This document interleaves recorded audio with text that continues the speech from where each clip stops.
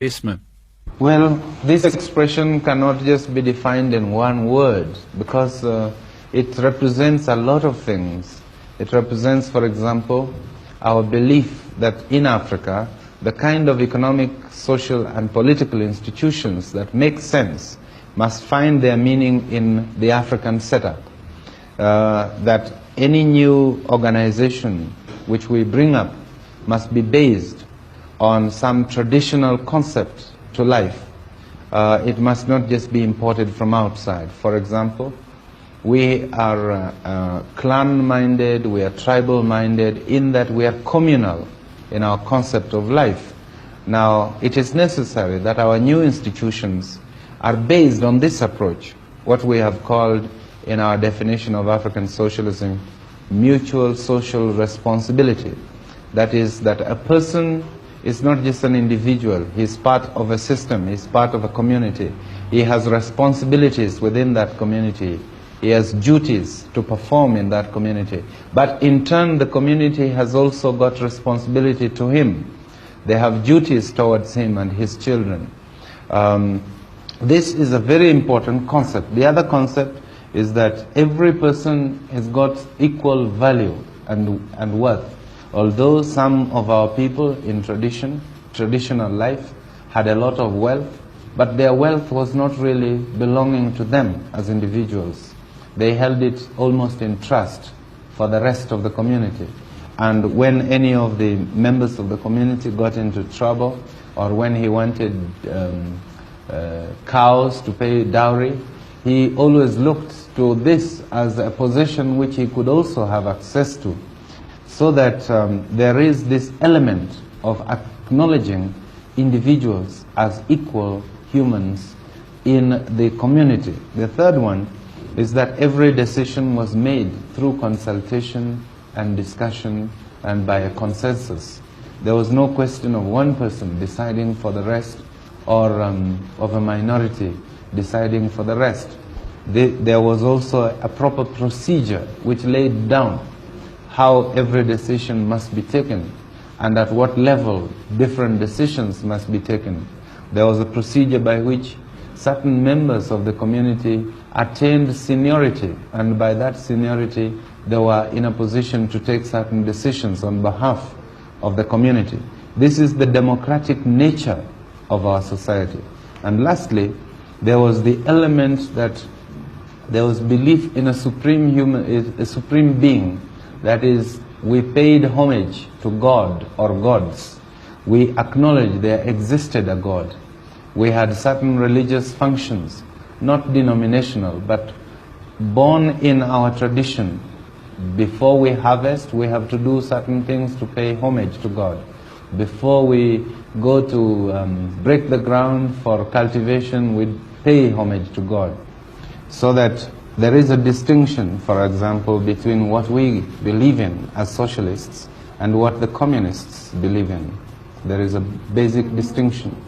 The other distinction with other socialists, say the democratic socialists, the Christian socialists of Europe, and the Labour Party in Britain, is that we believe that our socialism must be founded from certain African traditions.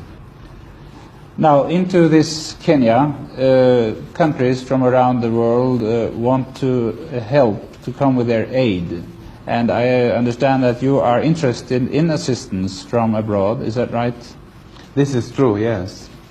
Now, what kind of aid would you be mostly interested in, Mr. Mboya? Well, there are two major problems in a developing country like ours. One is the shortage of manpower, and the second is the shortage of capital. Capital both for government activities and also for investment in the private sector. So we are interested in aid, in bringing into the country enough capital to facilitate our development. We are also interested in aid in terms of investments, those who wish to invest in the private sector. But you see, if you have capital alone and you don't have the required manpower, you cannot use the capital. And so we are always also interested that where we get capital, we should also get some technical assistance people who can help us to carry out our projects.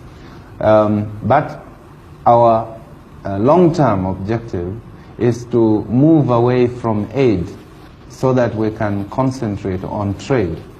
Our policy is to minimize aid and expand trade as the years go by. And we are very anxious to develop trade relations with outside countries. I think mostly we want to develop trade relations with our neighboring countries within Africa, because in the final analysis, intra-African trade is more important to us than trade with foreign countries who have a very highly sophisticated economic setup. How is your thinking when you think of the slogan Africa for Africans? What role will the Europeans and the Indians play in the future Kenya? Well, I think one thing is to distinguish between what this means in terms of government. What it means in terms of government is that the governments of Africa must be African governments. This is really what it means. Beyond that, we concede, like every other part of the world, that you will have foreigners living amidst our people, and they will be governed by the laws of the land.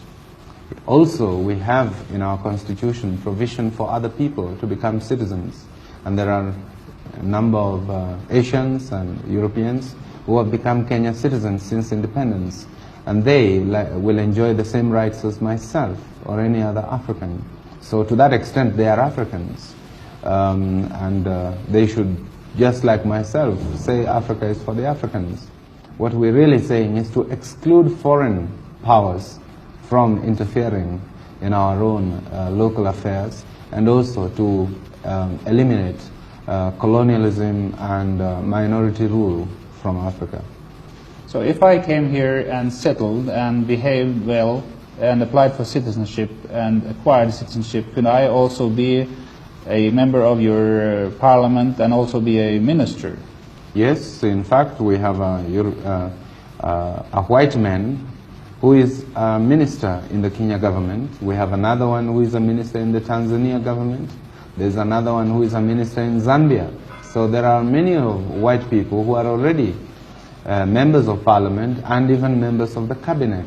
In the case of the Kenya minister, Mr. Mackenzie, he's not only a white man, he is a former South African, but he's become a Kenya citizen, and he is accepted by the Kenya people. He is a member of our party, and as a result, he has become a minister since independence. Now, the East African cooperation between Tanzania, Uganda and Kenya has been very close, but now Tanzania has broken out more or less and made a strongly socialist goal. Does that affect the cooperation in any way, do you feel? Well, it does depend on how this is done. So long as there is harmony between our policies, we can continue in a cooperation, although our different countries may take different paths towards socialism. I don't believe that Tanzania is any more socialist than Kenya. It is just that their approach is slightly different from ours. I think that eventually it will be possible to harmonize some of these approaches within the context of East African cooperation. Are you thinking of nationalizing the banks and these other companies which Tanzania now do? No, we don't think of doing the same things as Tanzania. Our policy on nationalization has been very well defined in our government paper on socialism. We will only nationalize where it becomes absolutely necessary to do so, and where it is because there is no other means of securing the right responses to the economic needs of the country. But we do not nationalize indiscriminately, nor do we believe in it dogmatically. It has been said by people who know quite well the problems of the world that the underdeveloped countries become poorer and poorer and the rich countries become richer and richer, that the distance is growing larger and getting smaller. Is that true to any extent, and how should we overcome this problem, do you think? This is very true, and I have defined it very, very comprehensively in my speech at Lagos. which I have since published, showing how difficult these terms of aid, terms of loan and so on have been getting, and also the terms of trade between the developed and developing countries, and also showing how these per capita incomes in the developed countries have been going up, whereas those in the developing countries have been remaining stagnant or even reducing. So there is a definite problem, and it's a problem which must be solved. This is why I proposed that there is a need for a specific Africa development strategy, and that strategy is one intended to put Africa's development on an emergency basis and not just on a casual basis as it is today. It is one which will require that the developing countries make special contribution towards an African development fund. It is one which will require that African states themselves contribute towards a general African development program, which requires cooperation between them. This is something I could speak on for a long time, but which I have defined in a comprehensive document, now published as a Kenya government document under the title A Strategy for a Development Strategy for Africa, which you might find to be very interesting reading. In that connection, I would like to ask you, how do you look upon the development now towards a more common European market? Is that a threat, a further threat to the relation between the richer nations and the poorer nations? No, I don't think so. I think it is a logical development in Europe. I don't think there is very much of an alternative for Europe but to do this, especially with the end of colonial empires. Europe has to reorganize herself. Does this affect Africa in any way? It does, because it means that Africa also must reorganize herself to meet the new European structure, and also that the European concept of the common community must bear in mind that there are other parts of the world and not just Europe, and that Europe owes those parts of the world some cooperation.